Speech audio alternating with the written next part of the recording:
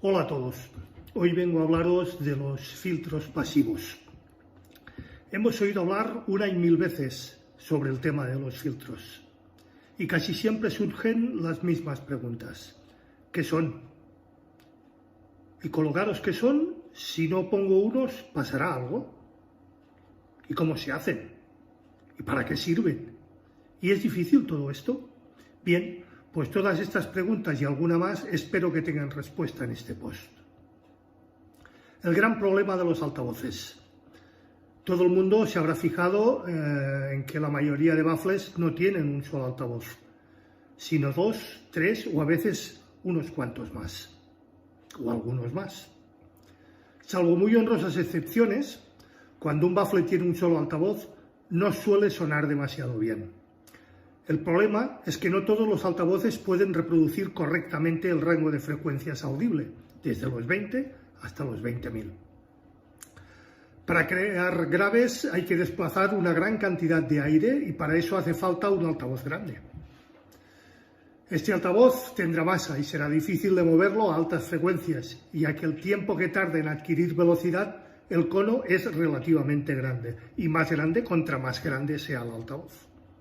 Un tweeter puede estar sometido a campos del orden de los 1000 Gs, aunque la reducida masa de la cúpula hace que la fuerza que acelera la cúpula sea del orden de los 20-25. Esto sería impensable con las pesadas membranas de los buffers. Lo contrario ocurre con altavoces pequeños. Para mover un gran volumen de aire con un pistón puedes tener mucha área y poco desplazamiento, o mucho desplazamiento y poca área. El problema es que existen restricciones en la exclusión máxima de la membrana. Primero, para crear sonido sin distorsión, la primera suposición es que el proceso de creación del sonido es adiabático. Si el aire se comprime, este proceso deja de serlo, deja de ser adiabático. Y esto ocurre cuando la presión es muy elevada.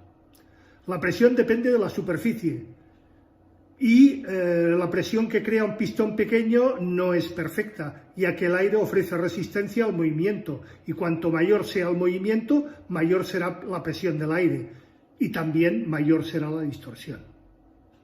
Segundo, la membrana está sujeta por puntos que se encargan de mantenerla centrada. La elongación de estos materiales que sujeta la membrana es finita, evidentemente, y además suelen ser elásticos, por lo que absorben y devuelven energía de la membrana y producen también una cierta distorsión. Con el fin de que la suspensión, el fin de la suspensión es mantener el cono en su sitio, no puede tener una longitud infinita, por lo que un desplazamiento muy amplio, además de causar distorsión, puede llegar a romper el altavoz. Tercero, el campo magnético creado por el imán no es perfectamente homogéneo. A una cierta distancia, las líneas de flujo magnético empiezan a separarse y el valor del campo magnético en el eje no se mantiene constante, sino que empieza a disminuir, y esto también causa distorsión. ¿Solución? La solución a este problema es tan simple como combinar varios de los altavoces especializados en agudos, medios graves y subgraves, para conseguir que la frecuencia en respuesta sea cubierta de la forma más correcta y eficientemente. Pero no, si las cosas fuesen tan fáciles como o como todo esto, nadie estaría escuchando este post. La mayoría de veces un altavoz grande tiene un comportamiento incorrecto a altas frecuencias. Los altavoces agudos tienen una potencia muy limitada y un desplazamiento muy pequeño, normalmente del orden de menos de 0,5 milímetros. Si se le hace reproducir frecuencias graves de decenas de vatios, este realmente va a durar muy poco. Lo ideal en este punto es que cada altavoz le llegue la banda de frecuencias que pueda reproducir sin problemas y con la mínima distorsión o, a poder ser, sin ninguna distorsión. Existen varias maneras de hacer este proceso. A esto se le llama filtrado. En este post nos vamos a ocupar solo de los filtros pasivos. Los filtros activos ya los vimos en un anterior post especializado en este tema, incluso hablando de los crossovers electrónicos. Bien, el problema de los filtros.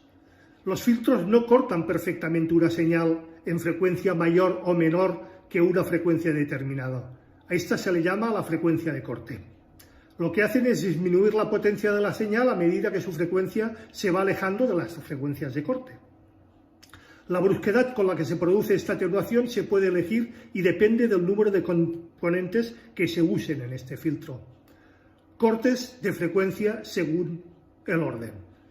Los filtros se clasifican en primer lugar por su función, eliminar agudos o graves, y en segundo lugar por su brusquedad o por la brusquedad con la que se atenúan las frecuencias fuera de estos rangos. Esto es una línea recta que empieza a decaer, en la frecuencia de corte y que vuelve a subir y vuelve a ser una línea recta o más o menos recta dependiendo de la estabilidad y de la linealidad de los altavoces cerca de cada una de las marcas del filtro. La pendiente se mide en decibelios por octava. Como ya vimos, una octava es el doble o la mitad de frecuencia de una frecuencia de una nota. En este caso, el espacio, por ejemplo, entre 200 ciclos y 400 ciclos va a ser una octava. Y es exactamente igual que la que hay entre 10K y 20K. Los filtros causan errores de fase. Cuantos más componentes tiene un filtro, más desplazamiento de fase causará, pero menor será la interacción entre los altavoces. El que menos desplazamiento de cruce es el de primer orden, que tiene un desfase de 45 grados en la frecuencia de corte, normalmente sobre 1K, y 90 grados en la banda eliminada.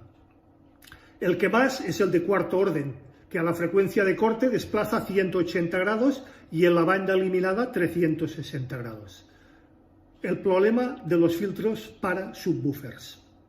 Otro problema bastante importante, no exclusivo pero sí acuciante, de los filtros pasivos es que a medida que decrece la frecuencia de corte, aumenta el valor de los componentes o de cada uno de sus componentes. Esto implica que sean más grandes y más caros. En concreto, las bobinas tienen una resistencia en serie que puede llegar a ser, en muchos casos, superior a 1 ohm.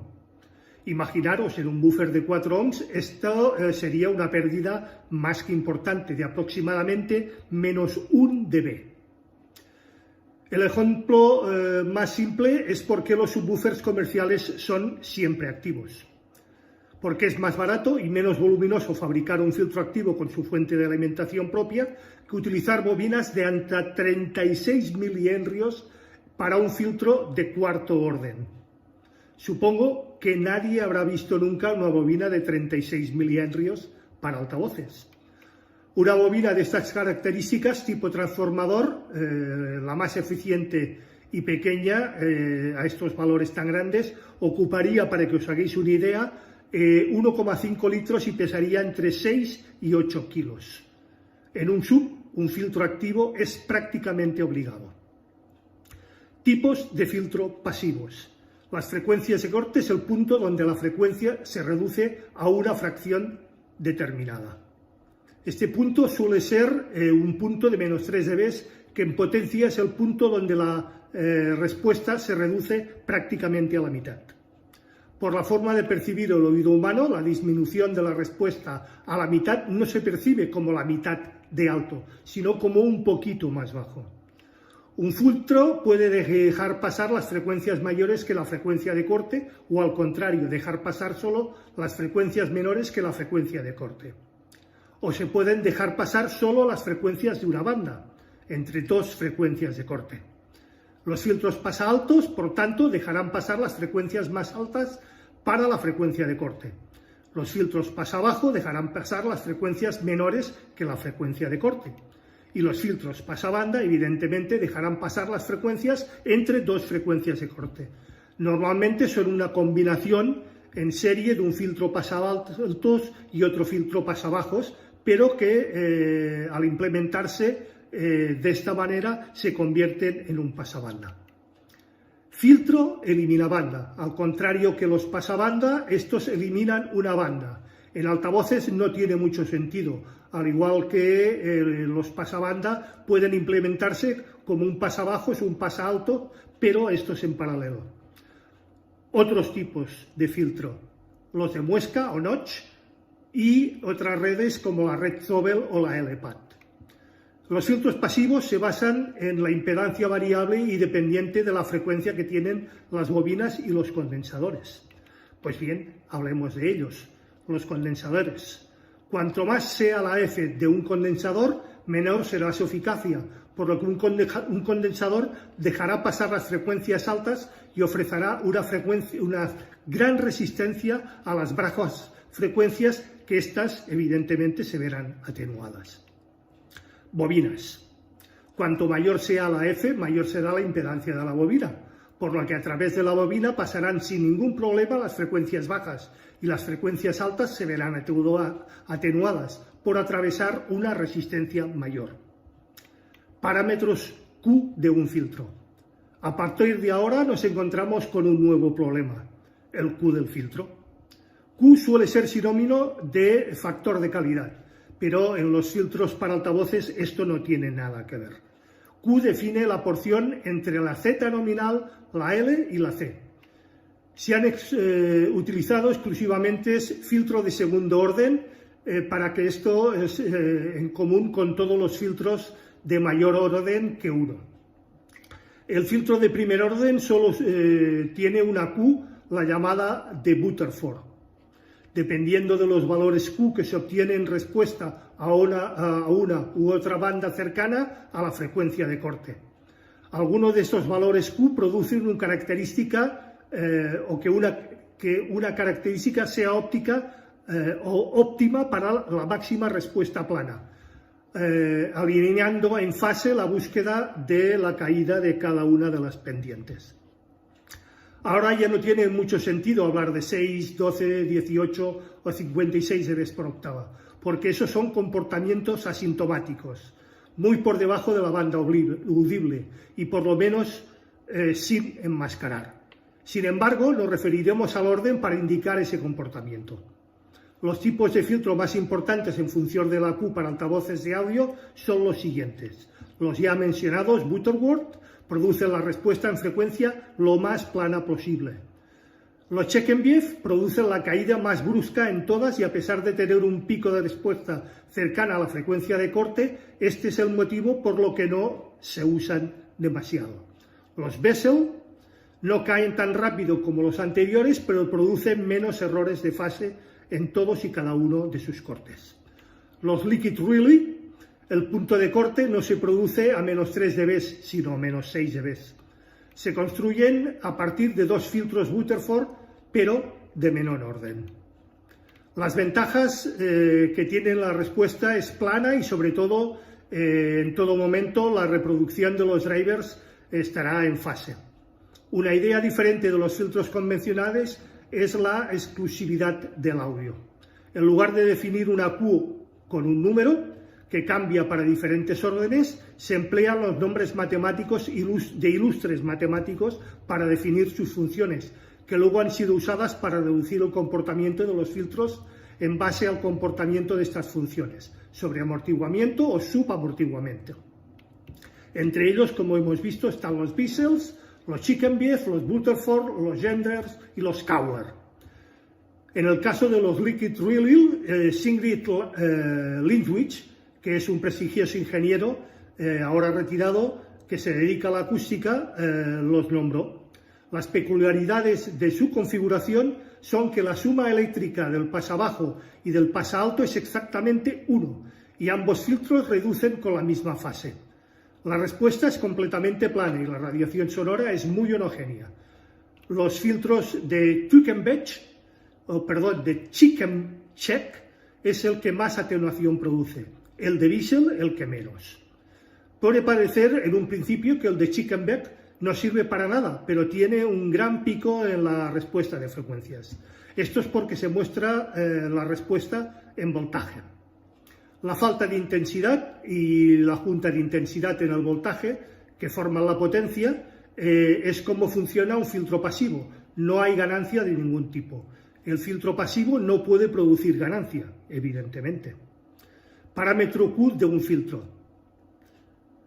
Un circuito activo es mucho más complejo. La propiedad de atenuar más que los demás hace que un filtro de sexto orden, del orden del Chequenberg, acabe funcionando mejor que uno Butterford de octavo orden.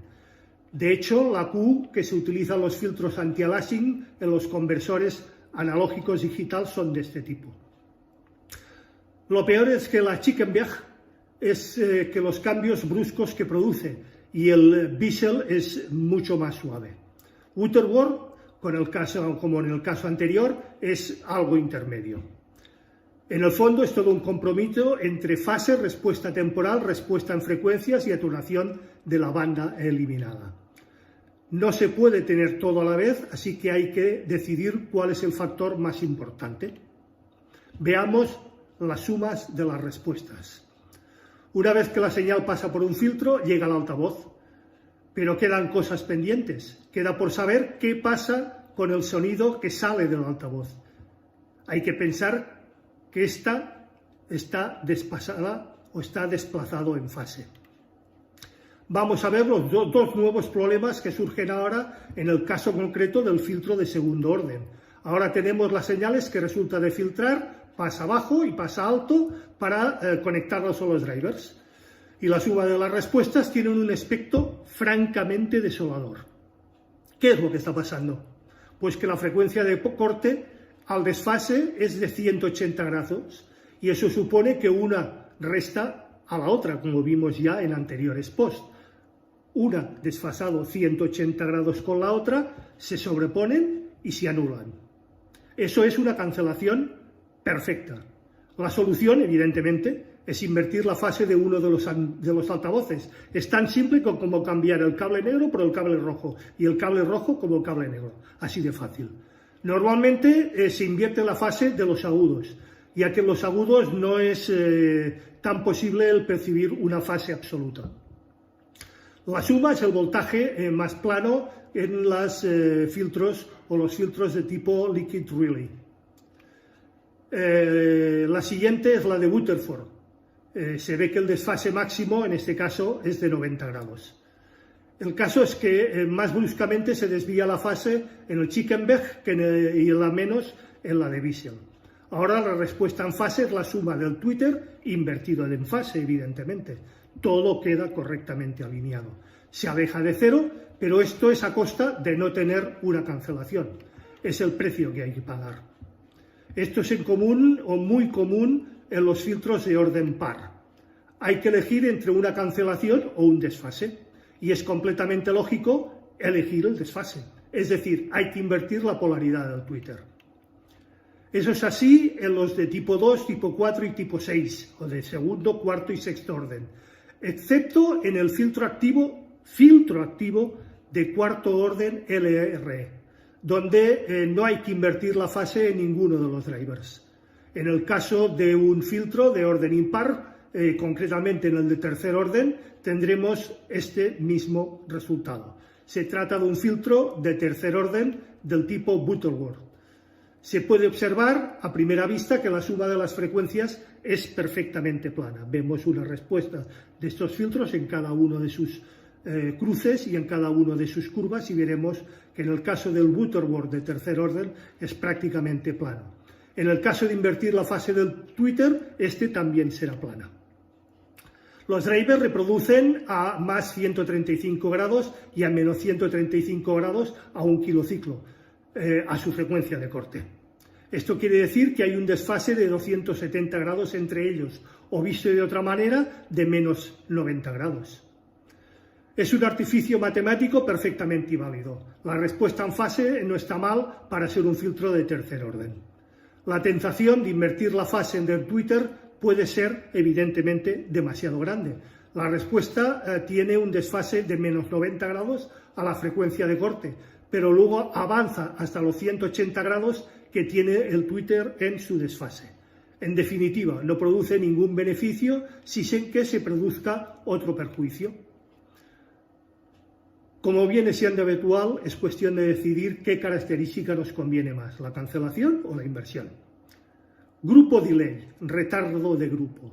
El retardo de grupo es una variación de fase FI, a la frecuencia angular, omega, que es proporcional a la frecuencia. Es una magnitud que ha predeterminado o ha permanecido ignorada durante mucho tiempo, pero que ahora empieza a tener un fin y empieza a despertar un cierto interés. Es una medida a la respuesta temporal que produce un filtro. Cuanto más grande, más tiempo tarda en reaccionar, pero no es un problema de tiempo, sino de uniformidad. No podemos percibir un retraso absoluto en la música, como es pulsar, y como un delay de 300 milisegundos antes o después, pero se produce y se distingue cuando el platillo, por ejemplo, empieza a sonar con relación a un bombo. Se nota este desfase, este delay de 300 milisegundos. Los casos más dramáticos se producen en graves donde los desfases y los retrasos temporales son perceptibles o perfectamente audibles por nuestros oídos. En los casos de las cajas acústicas basadas en sistemas resonantes, como las Backreflex y las pasabanda, es donde mayor importancia tiene cuando los retrasos empiezan a superar los 25 milisegundos, cosa que nuestro oído va a percibir como un eco. Es obvio que no solo aumenta el retraso, sino que aumenta también su no uniformidad, que es el principio del problema. Group relay frente al orden. Cuanto mayor es la duración del filtro, mayor será la uniformidad y peor la respuesta temporal. La Q de Wiesel es la que mejor se comporta, mientras la de Schickebeck es la que peor se comporta. El Group Relay frente al Q. El resultado de todo lo expuesto anteriormente, fase, respuesta temporal, Group Relay, etc., es el ringing o sobreoscilación. Es una distorsión añadida por el filtro en la onda original. El ejemplo más acertado es la onda cuadrada, aunque hay muchos que opinan que no es un test válido. Resulta ser la onda con mayor contenido en armónicos y la más exigente para la respuesta temporal. Respuesta a la onda cuadrada. El filtro de Schickebeck produce unos picos bastante grandes. La siguiente es la Rutherford, que es algo mejor. Luego viene la Wiesel y la LR con una respuesta bastante cercana a lo convincente y a lo bueno. El circuito empleado son los filtros de segundo orden con una entrada de onda cuadrada. Diseño y cálculo. La pendiente de 6 dB por octava es la más buena y la más acertada. Son los filtros más sencillos de construir. Constan de solo un componente y son los que producen menos errores de fase. El problema, o como problema, hacen que los altavoces tengan que trabajar en un rango de frecuencias más amplio, muy amplio, cosa que, por ejemplo, los tweeters no les conviene demasiado, no les va demasiado bien. Filtro pasa alto, de primer orden, filtro pasa bajo, de primer orden, por ejemplo. La pendiente de la recta es de unos 12 dB por octava. Constan de 2 elementos por filtro. El corte es más brusco y producen menos errores de fase. A cambio, los altavoces pueden trabajar en un rango de frecuencias más estrecho o más reducido. En los tweeters con una cierta calidad se recomienda que la pendiente mínima del filtro sea esta, es decir, 12 dB por octava, para que no les afecten las frecuencias más bajas y tengamos problemas con ellos cercanos a la posible destrucción. Este es el tipo de filtro más usado, aunque yo personalmente le encuentro un grave problema o un gran problema. Causa graves errores de fase, como suelen hacer los filtros de orden par, como ya hemos visto. En el Butterworth, del desfase entre los altavoces es de 180 grados. En los Rickel-Riley no causa errores de fase, pero la polaridad de uno de los altavoces debe estar invertida, como ya hemos visto. En el Butterworth también se recomienda este desfase. De esta manera, si el desfase es de 180 grados y la fase en la que se reproduce el altavoz es de más o menos 180 grados, esto produce 0 o 360 grados, es decir, que todo quedará en fase. Se construyen con un componente en serie, una bobina o un condensador, y el componente complementario en paralelo con el altavoz.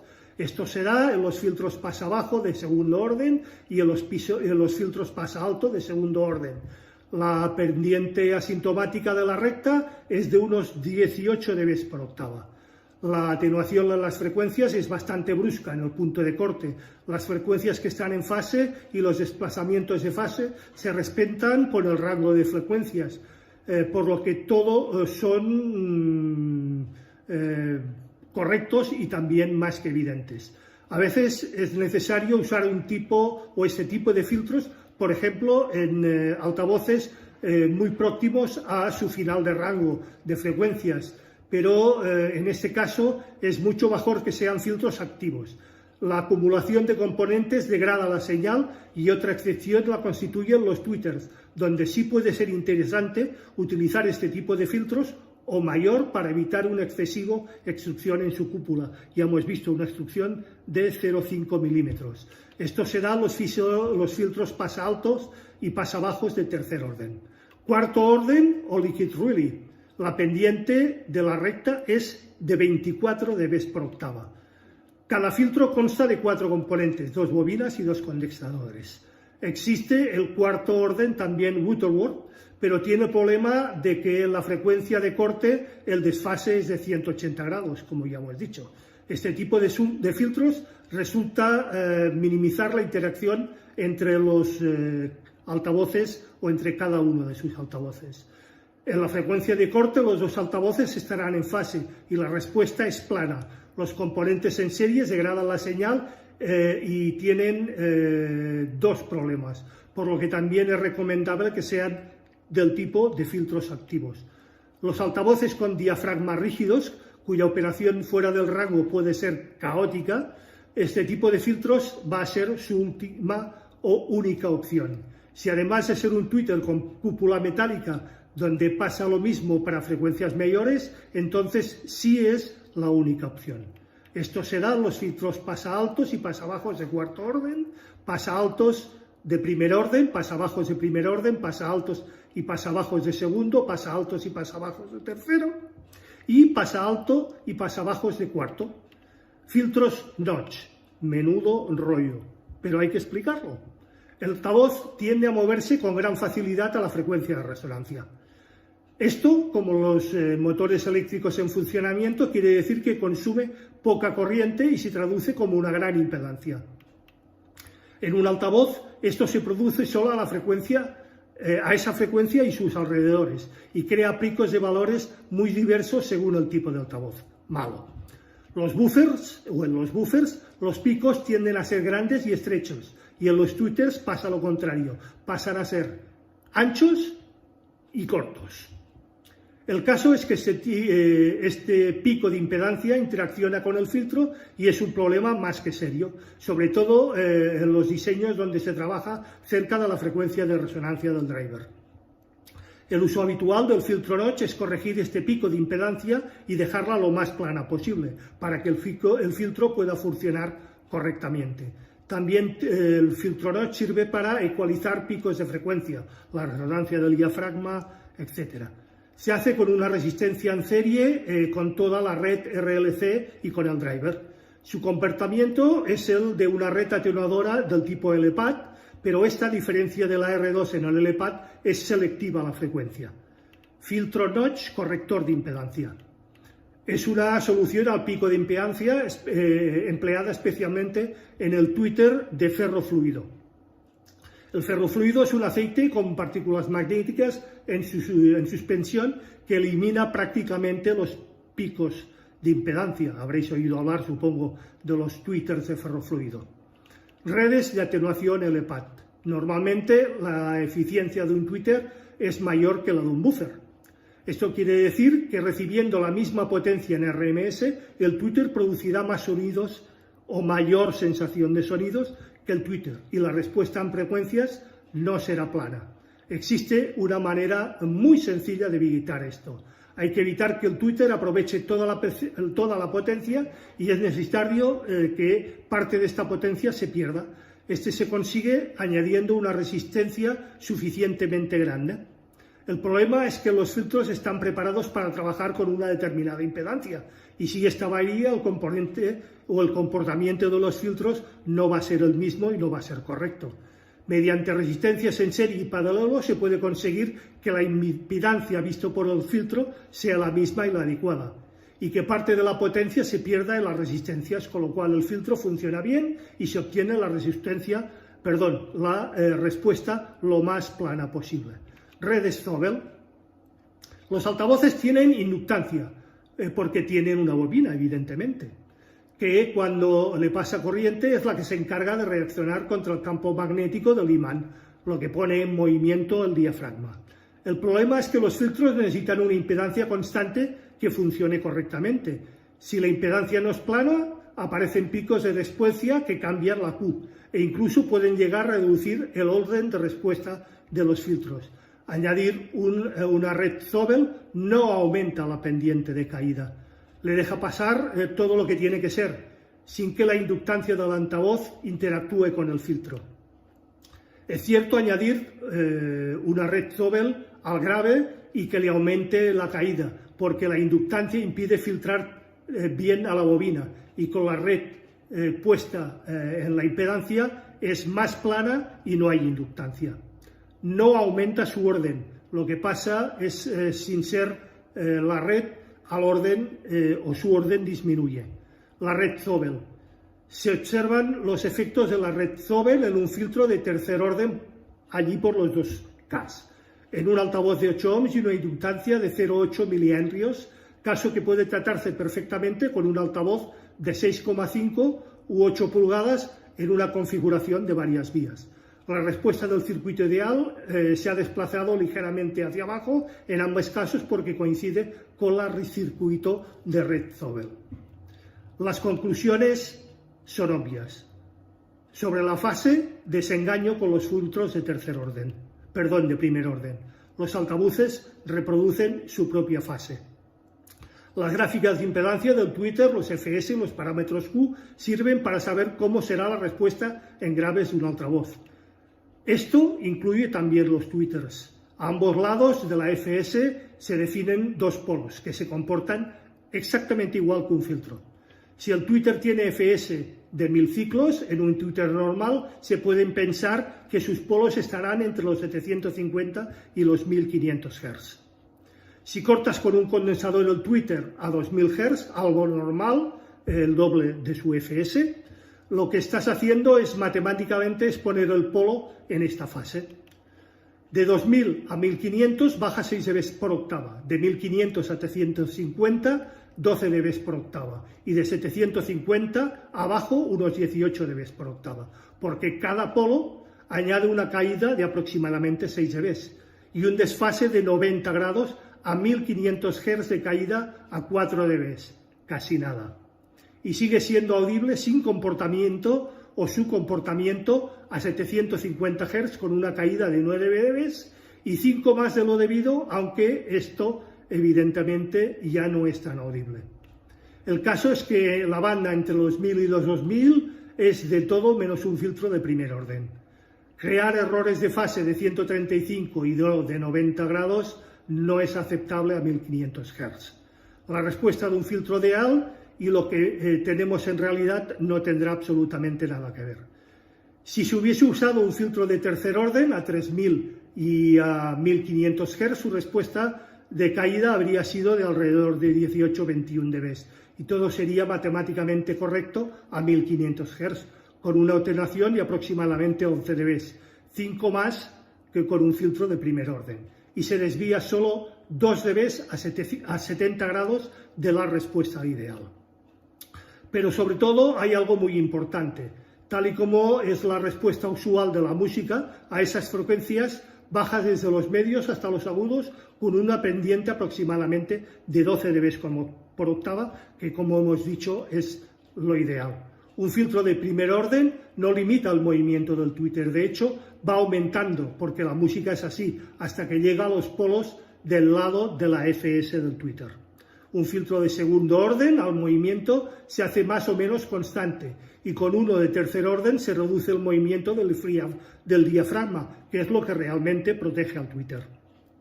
Otro tema importante es que un filtro de primer orden es mucho más simple, es mucho más fácil de atacar por un amplificador y es menos intrusivo en la música, por lo que cada componente crea su propia destrucción particular del sonido. y a bajo volumen son mejores los filtros suaves, aunque no recomiendo ni mucho menos los de segundo orden para los vías, para un gran volumen de sonido o de potencia de amplificador. Los filtros duros son más que necesarios y son mejores. Construcción de un filtro. Parámetros obvios y predecibles. Hay varias maneras de diseñar e implementar un filtro. Desgraciadamente, diseño e implementación no puede ir por separado, es decir, no vale con diseñar un filtro por ordenador, construirlo y conectarlo al altavoz. Hay parámetros que no son obvios en los altavoces, como la impedancia, que es dependiente de la frecuencia y no solo por la bobina del altavoz, sino por factores puramente mecánicos, como también vimos en anteriores posts, por ejemplo, el efecto del damping factor. Uno de estos es la frecuencia de resonancia del altavoz, donde se pueden encontrar valores de Z de 150 ohms en altavoces de solo 4 ohms nominales. Otros son la fase en la que se reproduce un altavoz, que añade un poco más de complejidad al modelo, pero que sigue siendo más o menos predecible. Por otro lado están los efectos no predecibles, en especial la capacidad del altavoz para reproducir parte de la banda que le corresponde sin crear distorsión o coloración. Esto solo se puede comprobar experimentalmente y aplicar un diseño de filtro a medida en cada caso y para cada altavoz. Las restricciones de potencia son obvias. Si se pretende usar altavoces a gran volumen, la frecuencia de corte del tweeter no debe ser muy baja y la pendiente del filtro debe ser como mínimo, como ya hemos dicho, del orden del 12 o 18 dB en cualquier caso. Aunque no se rompa, si no aplicamos eso, no sonará bien. Hay otras restricciones derivadas que no son tan obvias, como por ejemplo la resistencia DC de una bobina. Su potencia determina la cantidad de cobre de su sección, pero esta área es inversamente proporcional a su RDC, que interactúa de manera muy notable con los filtros. Las frecuencias de corte de los filtros deben estar alejadas como mínimo 2 octavas de la frecuencia de resonancia del altavoz a los que estén destinados. Si no, se usa un filtro notch, como ya hemos visto. Comprar un filtro hecho es una opción. Si crees que puedes comprarlo hecho y suena bien, bueno, pues hay casos en los que puede pasar, pero normalmente solo será cuando tengas todos los componentes del mismo fabricante y marca, y rara vez pasa eso. Las casas desarrollan filtros pensados en sus propios altavoces y sus propios componentes, por lo que esta ya es una condición importante. Por otra parte está que las casas hacen que no tienen que ser lo mejor del mundo, es decir, un buen fabricante de altavoces o un buen fabricante de tweeters no tiene por qué hacer unos buenos buffers, un buen fabricante de buffers no tiene por qué hacer medios buenos y estos no tienen por qué hacer unos buenos filtros.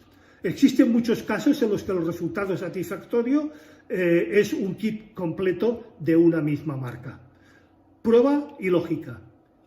Piensa seriamente cómo hacer el filtro. Esta es la parte más dura de construir un altavoz. Puede ser que ni siquiera exista un filtro que haga que 2 altavoces funcionen juntos. Es realmente un problema y una labor más que ardua, como habréis, supongo, que entendido a lo largo de mi explicación. Esto, dentro de lo obvio, por ejemplo, no se puede hacer en un 2 vías con un 18 pulgadas y un tweeter. No tiene ningún sentido. Un 18 pulgadas tiene una frecuencia de respuestas y un tweeter de 1 pulgada tiene otras. Como no le pongamos un medio, mal vamos. Esto sería realmente raro. Solo pasa con altavoces de muy buena calidad y difíciles de domar, como los de diafragma rígido y en general cuando la tonalidad o su tonalidad va a ser muy diferente. Pero no te des por vencido. El filtro es el último paso. Conviene tener algo en nuestra mente en las respuestas de frecuencias como un buen micrófono, una grabación de ruido rosa y un analizador de frecuencias para el ordenador o bien autónomo, un analizador de espectros con su propio micrófono. El resultado final es tan simple como que tiene que gustarte a ti. Es decir, toda esta parafernalia, todo lo explicado, no tiene ninguna importancia si a ti no te suena bien. Lo importante es qué escuchamos y cómo lo escuchamos y si nos gusta. Todo lo demás son parafernalias eléctricas. Conviene tener la referencia auditiva de un altavoz bueno o muy bueno, evidentemente, porque después de horas de escucha se pierde la noción de lo que está bien o mal. Lo que es seguro es que te acabas acostumbrando de cómo suena tu altavoz, o no, y que haya algo correcto que suene lo mejor posible. La implementación. Es muy recomendable utilizar componentes de buena calidad. Recomiendo especialmente usar resistencias de film metálico para la atenuación en los tweeters. Si no, antes de usar resistencias bobinadas, es mejor que uses resistencias de película de carbón. Sobre las bobinas, a no ser que sea imprescindible, no recomiendo usar bobinas con núcleo de ferrita, sino bobinas al aire, jamás con ferrita. El conmontamiento de la ferrita no es del todo lineal frente a la corriente y se satura con mucha facilidad y con una cierta y marcada histéresis. La opción del núcleo de hierro deja de ser interesante. Se usa para valores muy altos de inductancia y no tiene un buen comportamiento a altas frecuencias, pero para los filtros de frecuencias de menos de 350 Hz es prácticamente una opción a veces obligada. Una bobina con núcleo de aire de esos valores sería escandalosamente grande, como ya hemos visto, y su relación calidad-precio no sería buena. Y otra cosa sobre las bobinas. En cualquier tipo de filtro, sea como sea, las bobinas no deben estar nunca en el mismo plano. Los campos magnéticos se acoplan y puede ser más que perjudicial en cualquier caso y para cualquier cosa. Las bobinas deben de colocarse siempre perpendicularmente y a un ángulo de 90 grados, dejando de producirse en ese caso una inducción entre ellas. Condensadores normalmente del tipo MKP. No utilices en lo posible condensadores electrolíticos y muchos menos baratos, especialmente en los agudos. Las PVCs o placas de circuito impreso. Los filtros se pueden montar sobre PVCs, aunque no los recomiendo en absoluto. Las pistas suelen tener poco grosor y ofrecer una resistencia mucho mayor que los cables, además de que se degradan y se oxidan si no están protegidos con ceras o barnices de forma adecuada. En el caso de que se oxiden, el óxido degrada la conducción del cobre muy rápido, por ser tan finas dichas pistas. En el caso de hacerlo en PVC, las pistas deben ser lo más grandes y gruesas posibles. Piensan que puede pasar varios amperios por ellas, como ya hemos visto en el post sobre potencia y corriente, y se pueden llegar a quemar. Las tablas que se ofrecen en los diseñadores de PVC, con el ancho de pista en relación con los amperios, suelen ser muy bonitas, pero completamente insuficientes para esta utilidad. PVCs estándares para filtros. Mi recomendación es dejarnos de PVCs, de placas de circuito impreso. Hacerlo siempre mediante cableado. Consiste en fijar los componentes sobre una tabla ignífuga, evidentemente, tipo plástico o tipo baquelita, y soldar los terminales con cable. Aquí el cable puede ser cualquiera, siempre y cuando sea lo más grueso posible y lo más apropiado posible. Evita usar conectores, por lo menos en la versión definitiva de tu filtro. Se oxidan y por ellos pueden pasar, como ya hemos dicho, varios amperios, siendo nada recomendable su utilización. Siempre es mejor una soldadora. Para un altavoz esto se produce solo a esa frecuencia y a sus alrededores y crea picos de valores muy diversos según el tipo de altavoz. En los en los buffers los picos suelen ser grandes y estrechos y en los tweeters todo lo contrario, como ya hemos visto. El caso es que este pico de inductancia interacciona con el filtro y es un problema serio, sobre todo en los diseños donde se trabaja cerca de la frecuencia de resonancia de los drivers o de los altavoces. El uso habitual de un filtro notch es corregir su pico de impedancia y dejarla plana para este filtro, para que el filtro funcione bien. pero sería complicar mucho más el filtro. Bien, creo que ha sido un rollo terrible, había que explicarlo. Construir un filtro no es fácil, tiene su gran importancia, su gran complejidad. Un filtro y los componentes que lo comportan, como hemos visto, es muy fácil que creen distorsiones. Hay que hacer las cosas bien hechas y lo ideal es dejarnos de tonterías. Si tenemos un kit con altavoces de un fabricante y con su filtro correspondiente, mucho mejor. Si podemos permitirnos el lujo de tener unas cajas ya construidas, mucho mejor. Y esto es todo por hoy, que creo que no ha sido poco. Quedo abierto, como siempre, a cualquier pregunta, aclaración, cuestión, sugerencia por vuestra parte. Como siempre, será puntualmente respuesta. Recordad, si os ha gustado, dadle al like, es muy importante para mí. Gracias. Compartid el post y así ayudáis al canal a crecer. Suscribiros si no lo estáis ya. Comentad si os ha gustado con vuestros allegados y en vuestras redes sociales. Y acordaros darle a la campanilla gris para que YouTube os avise de cualquier novedad en el canal. Gracias y nos vemos el próximo viernes con un nuevo capítulo de A las 8 estrenamos. Hasta entonces y feliz Día de Reyes.